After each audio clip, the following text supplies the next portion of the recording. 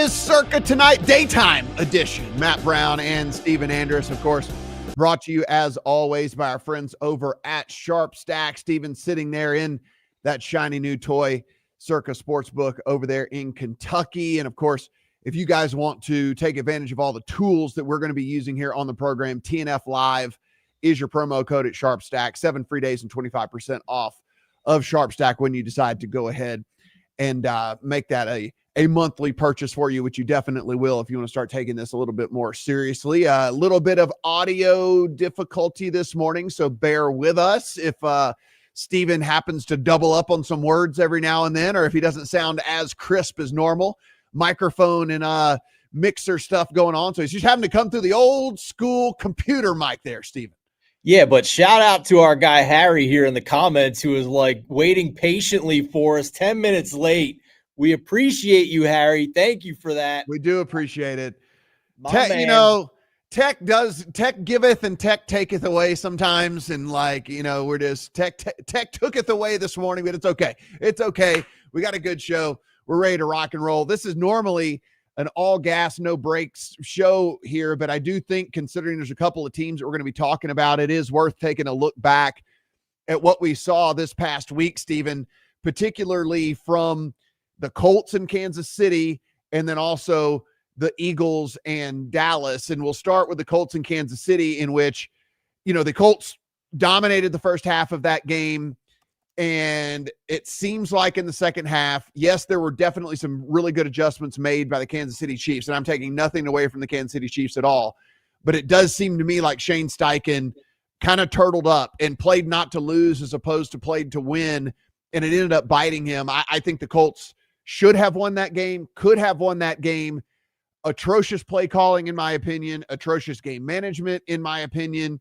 If you don't trust Daniel Jones, then you're not going to win a Super Bowl anyway.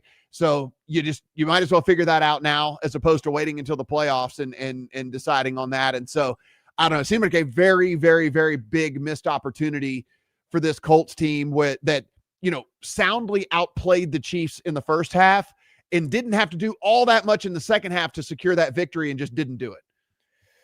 Yeah, the fourth down decisions in particular really bothered me because coming into that game, had always thought about Shane Steichen as an analytics guy who's going to be aggressive in those situations. We obviously know his history when he was in Philadelphia and coming close to beating the Chiefs in that Super Bowl with Jalen Hurts the first time around before he went and took the Colts job.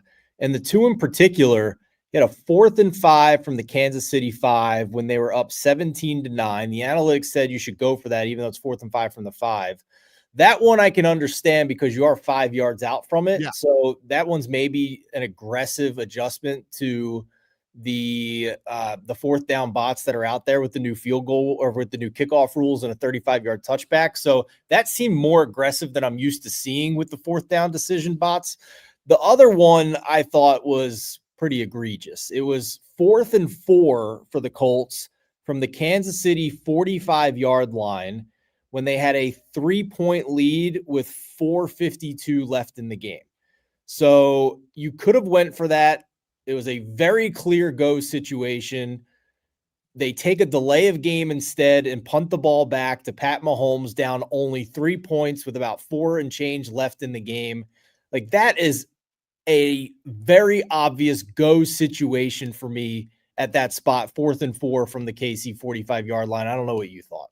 Yeah, and then you get to overtime, 3rd and 1. Everyone on the face of the planet knew you were going to give it to Jonathan Taylor, and including the defense, which stops him behind the line of scrimmage. I just thought there was a whole bunch in the game. I need your opinion on that too, right? They won the toss, and he took the ball instead of getting 4 downs on the second possession. Yeah. Now, I know there's a debate here of whether or not you should take the ball and get a possible 3rd possession, or it's more valuable to have 4 downs on the second possession in case the other team scores. I weigh on going on defense in NFL overtime, but I don't know what you think. Yeah, no. So I actually put out a big tweet about this yesterday, Stephen, so your nightmare scenario is basically like the opening drive that we saw on Monday Night Football that goes nearly 9 minutes by the 49ers. And then that's like that is like the nightmare scenario if you decide to go on defense, right? Because then the other team gets the ball and somehow they bleed 9 minutes off. But I don't think we should be playing for worst case scenarios. There are not very many 8-9 minute drives in the NFL. It just doesn't happen, And so for me, again, I come from a poker background where you want as much information as possible so that you can try to make the optimal decision, right? You want to be on the button. You want to be acting last. You want to have all of the stuff in front of you and then be able to act on all the stuff in front of you. So again, I guess time will tell, and we'll probably get like some numbers on this over the, once they get a real sample size of this in 3 or 4 years. But I lean towards your side of this. And again, it's because of my background and where I come from, where I just want to know things if I can know them. And so for me, I would always love to play defense first and know if I need to get 7, then I have all 4 downs to get 7. If I get 6 and I win the game, then that's even better. And I'd love to know that information. And if in the best case scenario, knowing that I only need a field goal to win the game, again, all of these things to me seem like more of an advantage than the possibility that you face a nightmare drive on that first one. And by the time you get the ball back, there's only 1.5 minutes or 2 minutes left in that overtime period. If you're playing for worst case scenario, I think you're probably doing it wrong. You can also control that a little bit too by just kicking a touchback and them starting at the 35-yard line. A lot of these longer drives, you're taking advantage of the dynamic kickoff and kicking it into the landing zone and possibly tackling them at the 25-yard line or shorter. So if you just kick the touchback, then, worst case, they go 65 yards and it's probably not going to be a 9-minute drive. So I'm with you. I want 4 downs every single time and the chance and the option to go for 2 if it's trading touchdowns in overtime. I want that option to go for 2 and end the game right there. And the other team doesn't even get a third possession. Yeah. So again, for me, I'm always going to lean that direction. And then of course the Eagles, we'll talk about them and Dallas. Eagles get out to a 21-0 lead and blow it, go scoreless in the second half. I actually think this was just gross mismanagement of this team. Steven, I don't care if you think you're not running the ball as efficiently as you did last season. If you have a 21-0 lead and Saquon Barkley finishes the game with 10 carries, you have grossly mismanaged this game. Even if he's inefficient in those carries, the clock becomes your friend with a 3-touchdown lead in a game. And so I just look at this and say, man, I always have looked at that sideline. And while I didn't think it was the sharpest of sidelines, I didn't look at it as a kind of a bottom tier type sideline. And then you see them let a game like this get away for the choices that they made in that game to allow it to get away. And you start to wonder, like, man, have they lost their fastball, or did they even have their fastball to begin with? It was quite ironic for me after a lot of the special teams luck that have added wins to the column for the Eagles this year, for the luck to basically go the opposite end of the spectrum in that game with some turnover variance and whatnot. But to your point, absolute mismanagement to get to those points where the Cowboys are back in the game. The 2 biggest takeaways I had, number one, in the short term, this is going to be a challenge for this offensive line while Lane Johnson is out, because I was already skeptical of this offense after hoping to see some changes, some improvements coming out of their bye week. They had another basically long rest period after a TNF game as well. We just haven't seen any evolution from this offense. And now you are missing the best, one of, if not the best, right tackles in the NFL. So this is only going to make it more difficult for this offense moving forward. The other takeaway I had was I came into that game thinking that the Eagles defense was elite, possibly even the best unit offense or defense in the NFL. And they got marched on that entire game by the Cowboys offense. So it's either arrow down for the Eagles defense or potentially big arrow up for the Cowboys offense. To put up 7 yards per play against that defense was extremely impressive by the Dallas Cowboys. And they also came out of the game now with some defensive injuries for the Eagles that we can get to on the Black Friday game on this show as well. So very disappointed with the Eagles at this point. One of the things to it just, we talk about it and we touch on it. We can't really talk about the opportunities because we don't know how the games are going to play out. But again, just as a bettor who obviously wants to get better at this, you're watching this show, you're using SharpStack, you're doing all of that. That was a incredibly obvious in-game prop situation for Dallas. They're down 21-0 at halftime. You know they're not going to be able to run the ball. It's going to be Dak throwing the ball to CeeDee Lamb, to George Pickens in the second half. Steven, they let you rob, like the algorithms, the sports books let you rob them in the second half of that thing. CeeDee Lamb was set at 64.5 yards for the game. George Pickens was set at 77.5 yards for the game, knowing that they are going to get nothing but ball after ball after ball after ball in the second half because they can't afford to run the ball down 3 touchdowns. And so just something when you see a game state change, an obvious game state change, which it did for Dallas, which they couldn't afford to run the ball very many times in the second half. When you're down 3 touchdowns, you can't do that, right? The clock becomes your enemy, actually. And so, but the algorithm looked and there wasn't a ton of success in the first half passing the ball. And so they just set the line at kind of what they estimated with a little bit of uptick in pass rate. And it was just way, way, way, way, way too low. So not only did you get both of those home, you could have played alts on both of them. You could have done whatever, any of that stuff and cash easy bets. And so just stuff as you progress through all of this to keep an eye on. And like the obvious game state changes are some of the easiest to exploit from an in-game prop standpoint. Absolutely. And also good news for the Cowboys coming out of that game with George Pickens getting a little nicked up. He did practice today on Tuesday. So more positive news for the Cowboys out of that game. All right, let's start bright and early, at least for me out here on the West Coast. 10 a.m. It is the Packers and the Lions on Thanksgiving Day. This is currently sitting at 2.5, painted across the board everywhere in the market. Now, there is some juice on this 2.5 at most places. So maybe we see a 3 here for the Lions pop back up. It's the 49 prevailing total. You can find 49.5 out there as well here on this one. So, Stephen, a very interesting deal where the Lions have to fight, claw, do everything possible to come back and win on the legs of one of the historic performances in Jahmyr Gibbs, which, by the way, RIP if you played him in fantasy this past week. Oh, never mind. That was me. I did. He had 58 points in my league because there's like bonus points for 100-yard and 200-yard games and all the different things that I did. Nearly 60 points. And I lose by 5. I lose by 5 points, and a guy went for 60 against me. So, yeah, lucky me in all of that.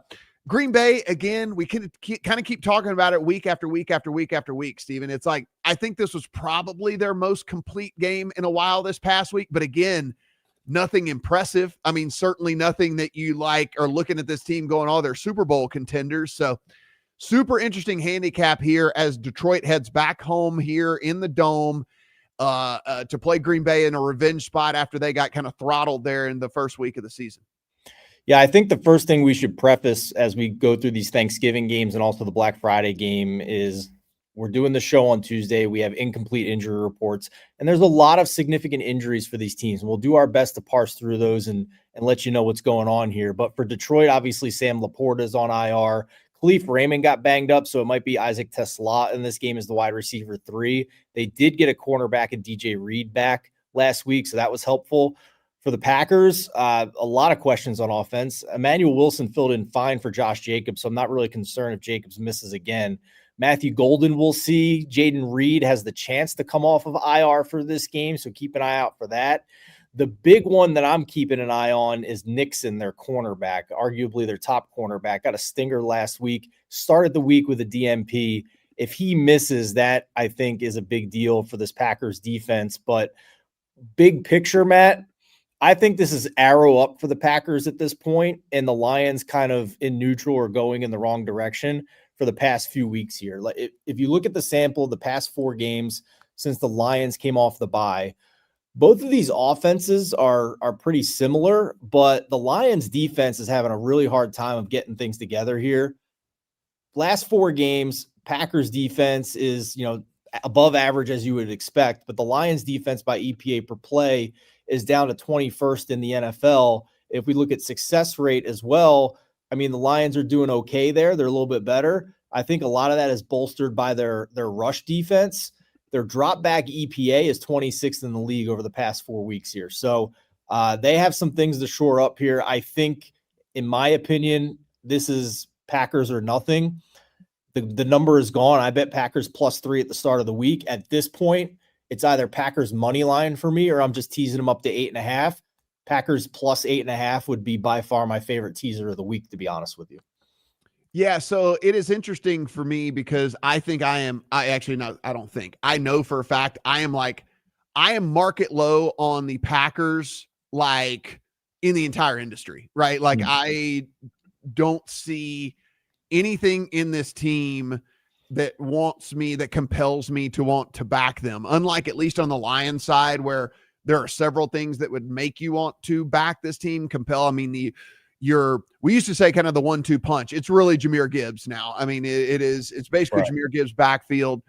You obviously still have the ridiculous playmakers that you have on the offensive side. Now that said, RIP Jameson Williams being a week in, week out player, this past week, all it took was 2 weeks of them kind of like making us think that he was going to be a thing. And then that doesn't happen again this week. But the other thing I will mention, you were talking about some of those injury stuff. Terry Arnold did return to practice as well, and getting him and Reed back out on the field together, which we haven't really seen this season, is a huge uptick here for the Lions team, who's really been up against it on the defensive side of the ball all year from an injury standpoint. Surprised that they've been able to play as well as they have with everybody that they've had standing on the sidelines for the majority of these games. But man, you just look, and I guess the problem in this handicap for me, Steven, is that the Packers had to do absolutely nothing this past week to win that game because J.J. McCarthy is the worst quarterback in the NFL. So you didn't see anything from the Packers. So like for me, it's even more of a big deal because like I have a blind spot kind of for this team, and I kind of wanted to watch them come out and throttle a team that they probably should.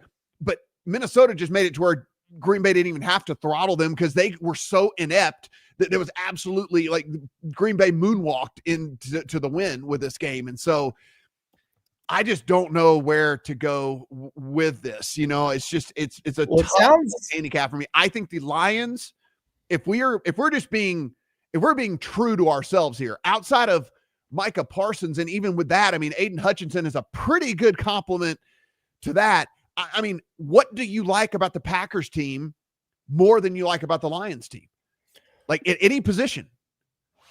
Well, I think the defense is great. We'll start there. I think they might be the best unit on the field in this game. But maybe we're overthinking the side. Sounds like you're nervous about the Packers offense. I'm nervous about protection for Jared Goff last few weeks and the defense for the Lions a little bit, but I would concede that the Packers don't exactly look very explosive right now with the state of their offense and some of the injuries and losing Tucker Kraft a few weeks ago. Are we overthinking the side? And maybe it's just I'm not holding it against him. He Love threw for 139 yards this past week. But again, he didn't have to do anything. So it's like, I'm not really holding that against him, but we have not seen this offense really put 60 minutes together. Well, look at the Eagles game. I mean, they couldn't move the ball a lick in the Eagles game. So is this just under 49? Is that side or total the best look here? Because this is not going to be the first under I like on Thanksgiving. I'll just give everybody a preview here. That's interesting to me. I like the teaser because it's a traditional teaser through the 3 and the 7. But side or total straight up, I think the under is very interesting here. I know it's a dome, and that always scares you when the total starts with a 4 in a Lions game, but I think the Packers defense matches up pretty good with them, with being able to rush with 4. I think if there's, and again, there is 149.5 out there in the market as well over at FanDuel, if you're looking to play there. I think for me, that's kind of the obvious look. And then I think the other one here is, and depending on the cornerback situation, if Arnold can make it back or not, is Steven is looking here at, it seems like Watson again, unless Reed decides to come back and play, but it seems like Watson, now that he's a month back into the picture, while it's still a murky type deal, it does seem like he has established himself as the wide receiver 1. Like it kind of seems like he is at least the first option now in the pass game, but his numbers, his totals, and rightfully so by the algorithms, have been really, really low, like extraordinarily low. because of how Love and them distribute the ball and all the stuff that they do there. I think that there's, if we don't get Arnold back out there and it's not a really, really good tandem, I think that there's at least some interest for me in Christian Watson. I can't believe I'm even saying that. No, I mean, he's a deep threat too. Even when healthy, Terrion Arnold has struggled from time to time. Has a propensity to give up a deep ball. I mean, we're only sitting in the mid 40s here on Christian Watson. Yeah. He's not priced anywhere close to a wide receiver one is basically what I was saying. Like most wide receiver ones we're getting in the high 50s, low 60s. And of course the top tier guys are getting into the 80s and 90s. And like Watson is priced as like a wide receiver 2, high end wide receiver 3, essentially. For sure. I mean, compare him to Amon-Ra St. Brown, who's sitting at 74.5 here. Yeah. So, now that there's been that attrition, especially the last couple of weeks when Matthew Golden has missed as well, I mean, that's his number one go-to target at this point, and he looks healthy. So I like that look. I mean, anytime touchdown market as well for this game. You could see just how powerful the SharpStack tool is. I mean, Matt and I use it basically every day throughout the entire football season, and there's baseball in here during MLB season, NBA, NHL, college football. It just makes it so you can shop the best lines. It alerts you with these green boxes for best in market prices.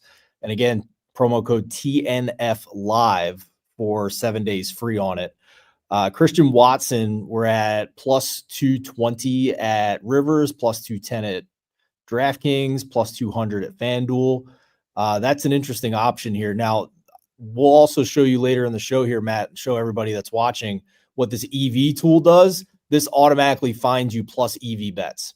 And there's none right now this early in the week for the Packers-Detroit game, so we'll skip it for now. But I will circle back to this with potentially some EV bets that are available in the props market for these Thanksgiving games and show everybody what those markets are looking at here. But basically this EV column right here is showing you how good of a bet it is compared to the prices at most of the other books in the market. It's comparing sharp lines versus maybe some potential stale lines that haven't moved yet in the market. So keep an eye out for that. And we'll dive into that with the rest of these Thanksgiving games as well. Yeah. So I think we both have a lean towards the under in this thing. And I think, like, again, Christian Watson's very appealing to me, probably something I'm going to look at here. I mean, also you're going to need the volume for sure. Like you're going to need the Packers to pass a decent amount, but you're getting you're getting a big plus number. You're getting plus 134 on over 3.5 receptions. Like 4 receptions is plus 134. So again, kind of like you might even could make the two bets in tandem where you put like 75% on the yardage and then 25% on the receiving or something like that. Of whatever you were looking to bet on that. And I think that's at least an interesting look too, because he doesn't have to have 4 catches, obviously, to get to 40 yards. He's a big play dude, and he can get down the field and get you that in 1. But if we do think that he's kind of separated himself now, at least a little bit more now that he's gotten healthy as more of the wide receiver 1, then 4 catches in a game should not be out of his range of outcomes. Yeah, I think final thought for me overall with these two teams, I just don't have them very far apart. Like that's why I took the 3 when it was there on the Packers. And that's fair. I just can't see either of these teams on their own home field being a full 3 points better than the other. I think they're very close. So that's where I ultimately landed in this game. Kansas City is on the road at Dallas, and this is 3.5 out there in the market. We have seen a couple of 3.5s come back. They were all gone yesterday. Everybody scooping up the 3.5s on Dallas. 52.5 is our total out here in this one. Steven, this opened 4.5, and did you? I threw the 4.5 in my account as fast as I could until my fingers bled on that. It lasted, as you would imagine, a blip that lasted all of about 30 minutes. And then 3.5 sat for a little while, and then those got bought up as well. Kansas City to me is just a flawed team. Yes, Isaiah Pacheco is going to be back, and maybe that helps out. But then, I mean, whatever. We saw Kareem Hunt go for 100 yards this past week. Now, it was super inefficient. It took him 30 carries to get to 100 yards, but he was able to get there. I don't know if Pacheco coming back changes our opinion on this at all. I think what I have done more than anything, and I'm curious as to what you feel about this, is so Dallas's defense was looked at as just an absolute doormat. Then the trade deadline comes, they make acquisitions, then they go on bye. And so they're out of sight, out of mind. Then they play the Raiders, and we just kind of go, well, it's the Raiders. Who really cares? And then this past week, we see them play the Eagles, and then the defense showed up very, very big after a couple of halftime adjustments. I think this defense for Dallas has at least gotten back to league average. And if you pair that offense with a league average defense, you have a pretty damn good team. Yeah, so I agree with all of that. Like, I want to be ahead of market on the Cowboys right now. I was last week, got off to a horrible start, but felt really good about it at the end. I thought I didn't think it was justified that they were down 21-0. I thought it was some fluke variance. That isn't predictive. So some turnovers, some fumbles, etc. And the final yards per play, I think, is proof of that this is a great offense. And the defensive side of the ball, man, this is the test, right? Like, this is we already had big questions about the Eagles offense. Don't care about what this defense did to the Raiders. So if they can slow down Mahomes enough to stay within this number, maybe even win that game outright, then I think it's legit. I have the 4.5. It's great CLV, but I also still want to have an honest conversation about the Chiefs offense out of that Colts game, because I think there's potentially an argument to be made that we could be getting some positive variance coming for the Chiefs offense. Now, I will say I still am down on this Chiefs defense. I don't think they're good. I think they've left a lot to be desired. The metrics will tell you they're average at best. So they need to score to win these games, especially if they're going to keep doing this long drive, methodical, eat up clock where you're not going to have as many possessions. But this Chiefs offense is 60% on red zone touchdown percentage on the year. That's about 14th in the league. But the last 3 games, it's only about 31%. And last week, I think against the Colts, it was like 1 of 6. So they're moving the ball. They're just having trouble punching it in when they get to the end zone. And that's typically something that regresses over time, especially when your quarterback is Patrick Mahomes. That's the question I have, Matt. Well, the thing is what I would say it would just be maybe. And the reason I say maybe is because they just don't have a red zone dude anymore, right? Like, it used to be Kelsey, and Kelsey is like dust at this point. Like, Kelsey's literally a shadow of what he used to be, and they have no run game. Now, Pacheco coming back maybe changes that, and so there's that, right? We can at least throw that out there, that there's the caveat that Pacheco, they took a long time to bring him back, so we want to make sure that he was 100% healthy. So that is certainly a factor here in this one as well. Of note, too, both of these teams are going to be without starting offensive linemen in this game.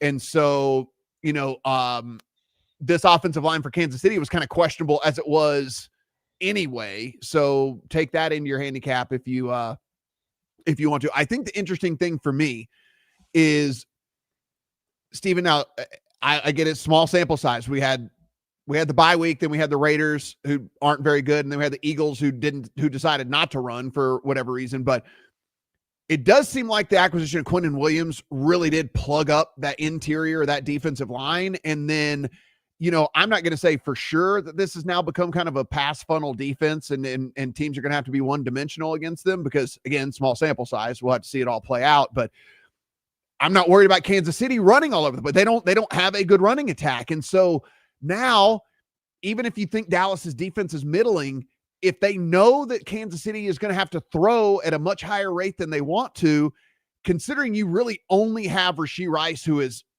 NFL caliber wide receiver, wide receiver 1 at this point. I think we've seen now Xavier Worthy's just a one-trick pony.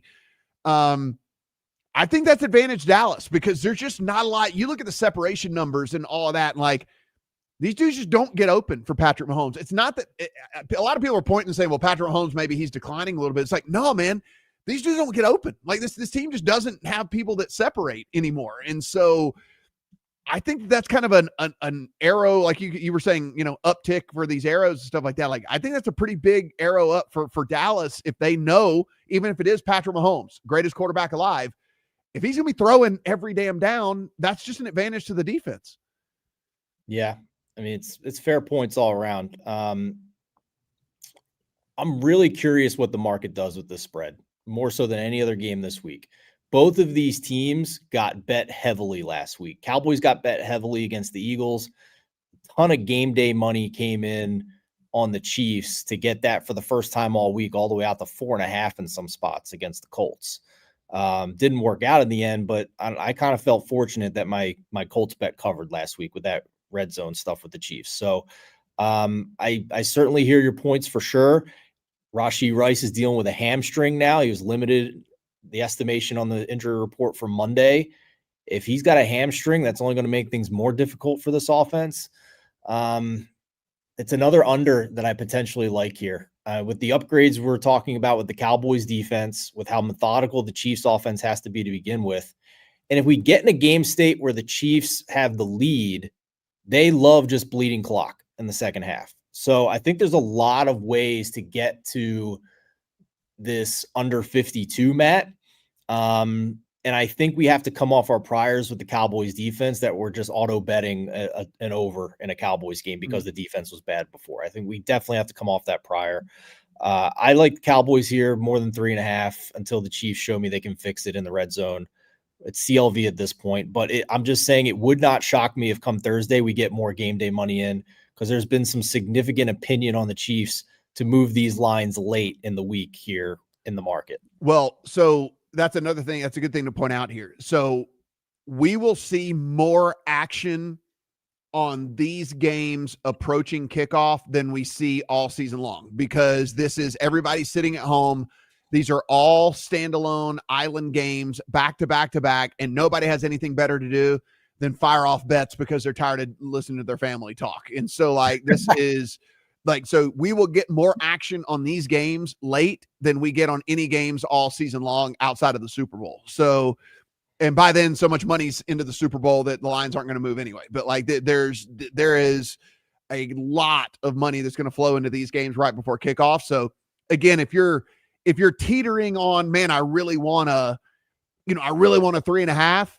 Well, I think you can kind of do the whole holdout thing, and it's either going to come or it's not, but it's not going to get worse than that. It's not going to get worse than 3. So, I would say hold out with Dallas, but there is a 3.5 currently. It just depends on when you're watching it. There's 3.5 at DraftKings right now if you want to take that.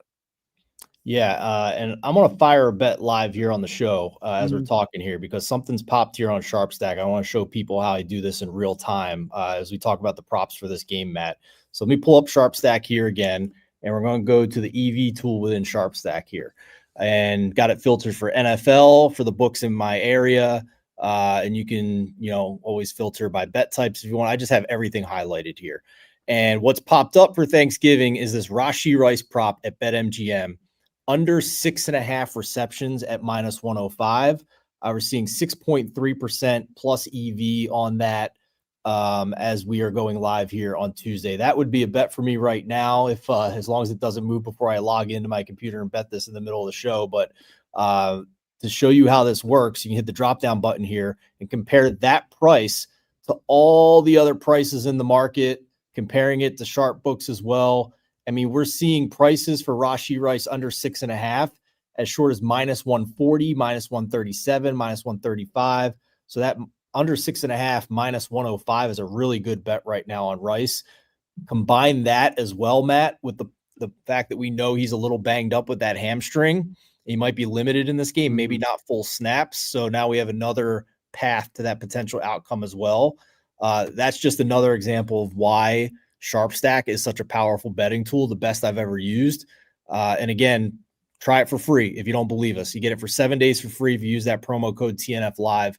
I'm telling you, it is a huge time saver, and it makes you a smarter bettor just by being observant about the tools that are put together in SharpStack. Books will also post these specialty bets just for Thanksgiving.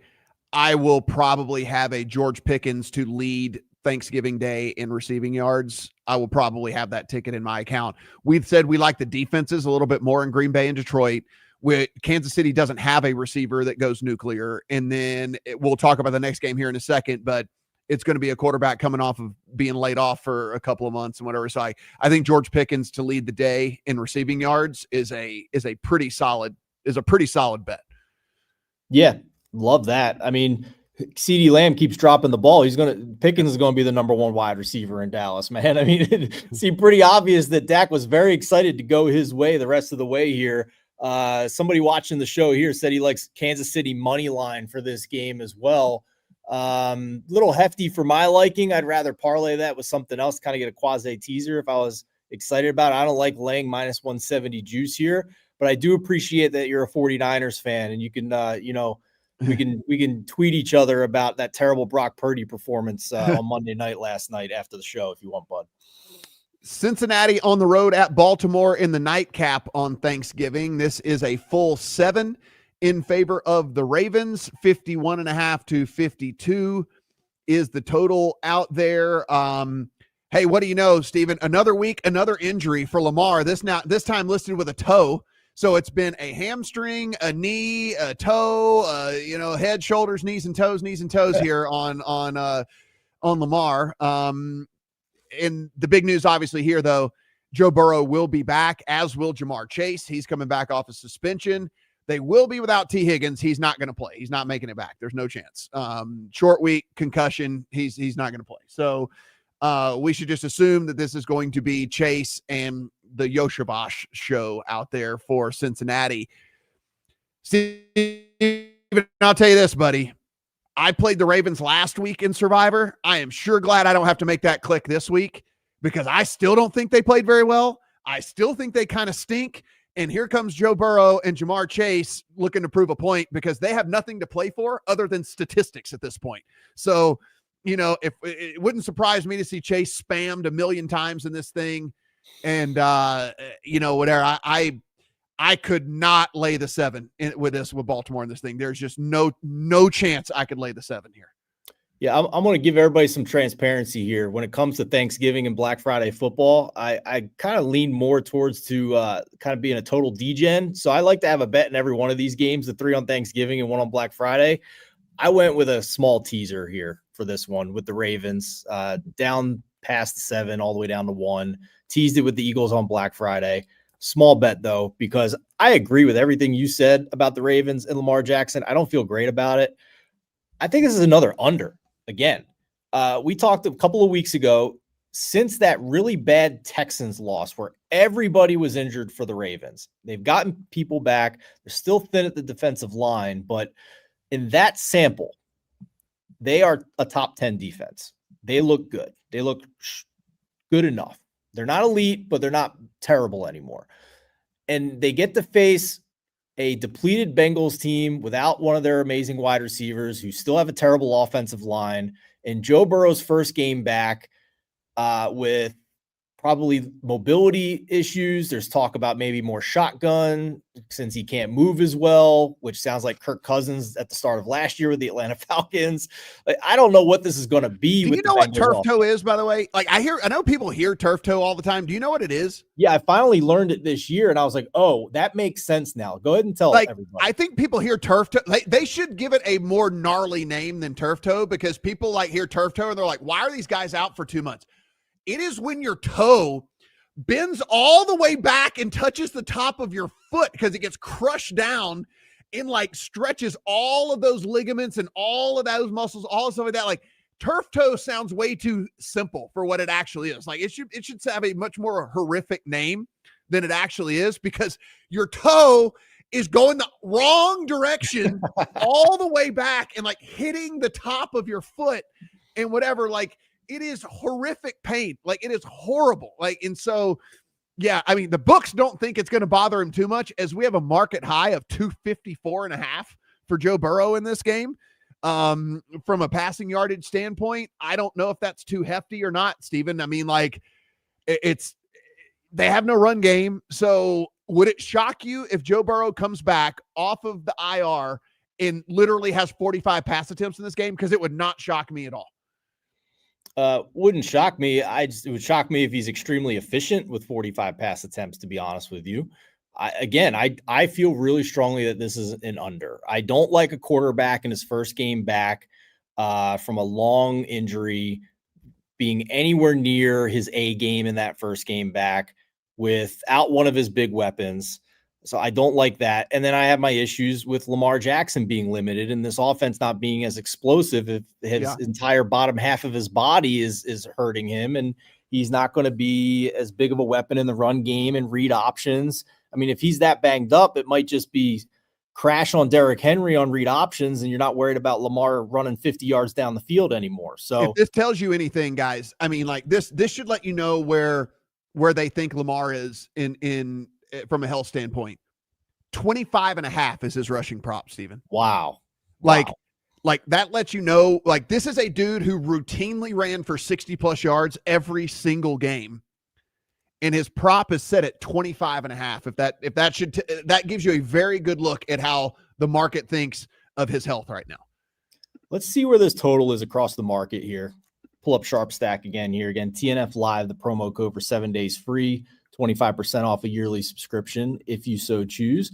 The total for the night game on Thanksgiving, anywhere between 51.5. There is a 52.5 left on the board. It is minus 115 juice, but this is an underlook for me. I know the Bengals defense is really bad and they have some more guys injured for this game. I just don't think if Lamar's not Lamar, you probably don't care. I think they just want to bleed clock and get the hell out of here on a short week, to be honest with you. I think the entire goal the biggest goal for this offense is keep Lamar healthy so he can just get a little healthier each week, go through another game without getting hit too often, and increase the chances of him being near full health when the playoffs start and the games matter. That's how I feel about this, because they've been given a gift from the football gods to lose that many games early and have this easy of a schedule against and trying to catch a flawed team in the division to still rally here and win the division without having to have their A game every single week. So that's where I'm at with this one. I know Joe Burrow is back. He didn't play well before he got injured, by the way. I mean, he still was bad with this bad offensive line at the start of the year before he got injured. So with coming back from a torn ligament in his toe under his foot, this screams, this is too high of a total to me, in my opinion. Well, then if you think all of these things that you just said, then I have you another bet, because Jamar Chase's market high prop number is 93.5. Oh my God. Just because Higgins is out, probably. You know who I like in this market from the receiving yards? It's not Jamar Chase. There's a certain guy in this offense who came back last week from injury as well, who, when you look at his splits, when either Jamar Chase or T. Higgins is not on the field, his targets go way up with Joe Burrow. Do you know who it is?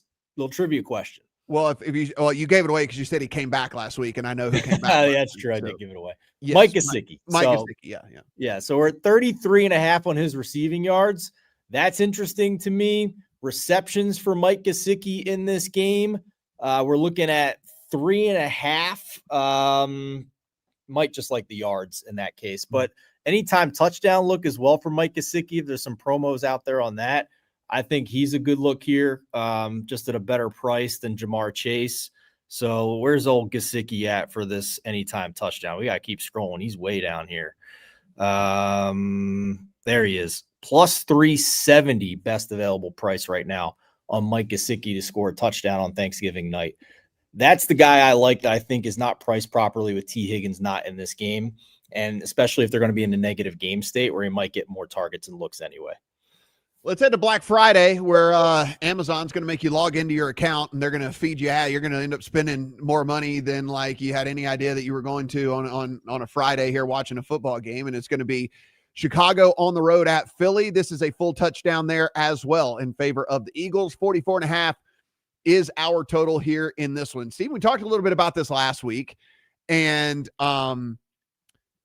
it's the Chicago offense. It doesn't blow you away, but you can tell that it is better. Like Ben Johnson's effect is at least somewhat real. And Burden getting the more snaps, I think, is a big deal. Using Monangai in situations where it seems like he's favored, which, by the way, he seems to be creeping into being the RB1 there in Chicago now, over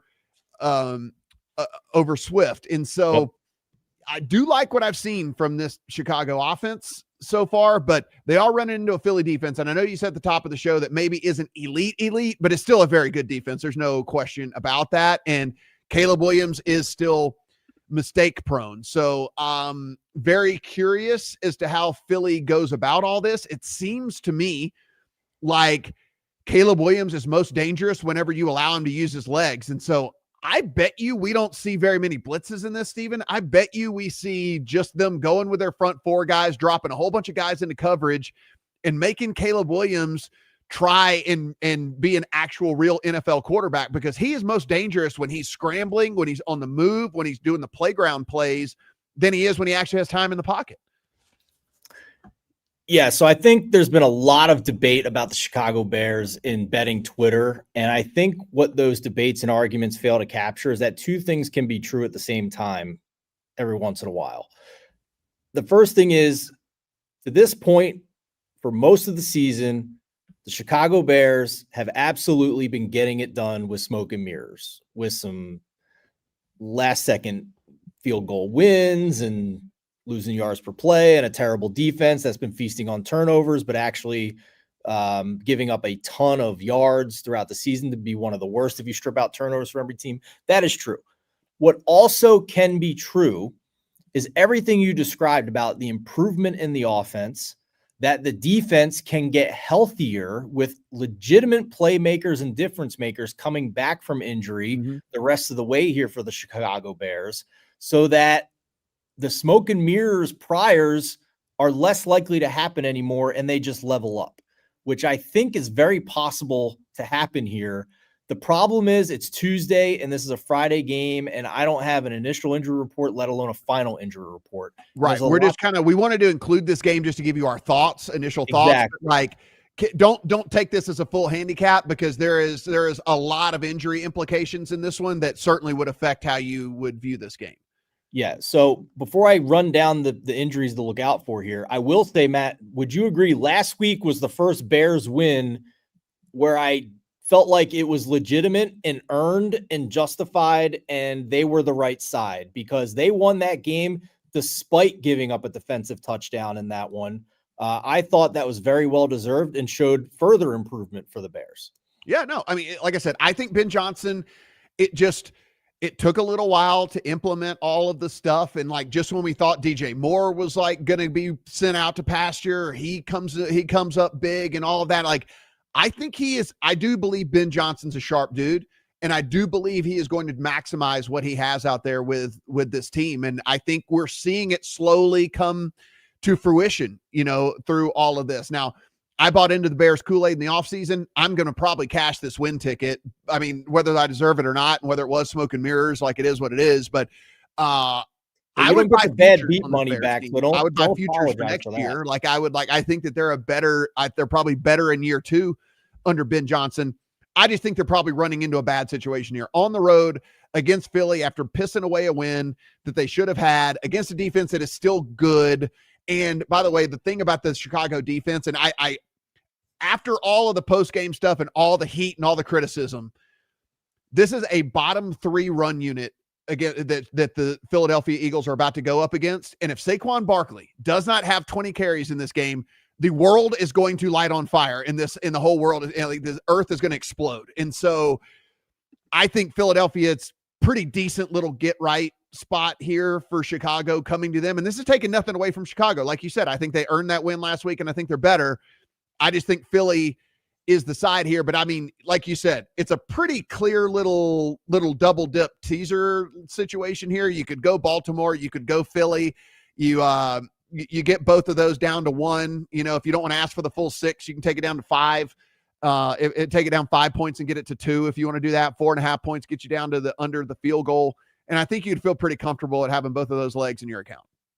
Yeah, just know that you shouldn't pay more than -120 for a 2-leg 6-point teaser. So if you're only taking less than 6 points and you're still only getting offered -120, then It's not a good price. So just keep that in mind as kind of like a marker in your brain of what the fair price is for a teaser, or at least the fairest price that's available for that traditional Wong teaser where you get in the 2-leg 6-point teaser.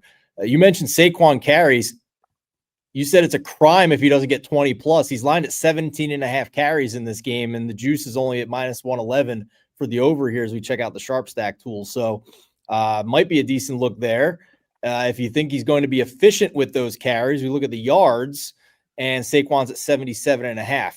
That's where I get a little nervous because they have not been efficient. They're still missing Lane Johnson. Let's go through some of the other injuries here. We'll see about Cam Jurgens, their center. He's been banged up. And then on the defensive side of the ball, both of their starting safeties left in that game against Dallas. One of them is definitely going to miss with I think a broken bone. Adoree Jackson left that game early as well. That's probably not as big of a deal. Like if you're going to pick one of the corners to leave, Adoree Jackson's probably the one you would choose over DeJean and Quinyana Mobe over there. So they are getting further banged up. On the Chicago side, this is where I need clarity, right? Like I might actually be interested in taking a full 7 points with the Bears in this game because of how low I am on the Eagles offense and because I think it's arrow up on the Bears.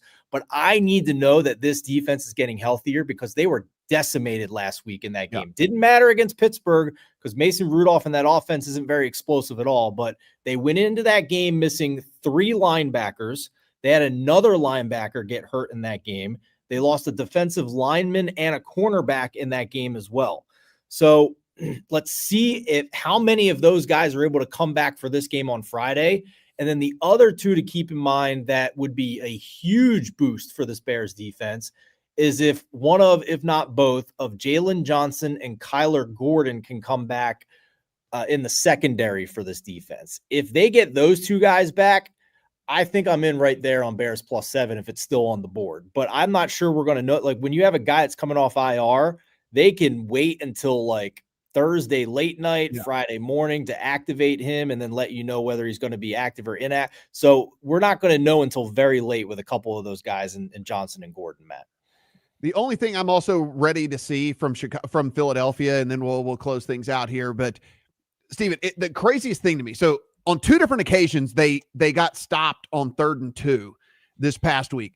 If you're going to tush push every single time on 4th and 1, then why do you not do it on 3rd and 2 and then just get to 4th and 1 and then do it again on 4th and 1? Like this is what I don't get. Like they don't run the tush push on 3rd and 2 when if it was 4th and 1, they would 100% run it every single time. So I have seen them do it twice on 3rd and 2, and I don't know why they didn't do it last week. It made no sense. It's just crazy to me. Like I'm like, it twice at the goal line for sure. On 4th and 1, then just get to 4th and 1 and then do it again. Like I mean, like why are we trying to do something? If it's going to get outlawed in the offseason anyway, you should take advantage of it. Like every single chance that you get right now. Like I mean, just do it. Who cares if the fans boo? Like you just do it.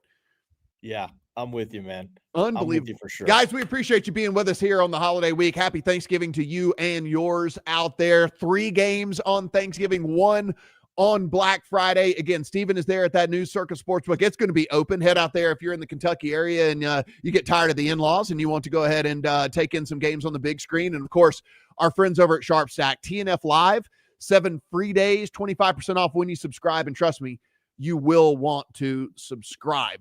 For Steven, I am Matt. Good luck on all your holiday games.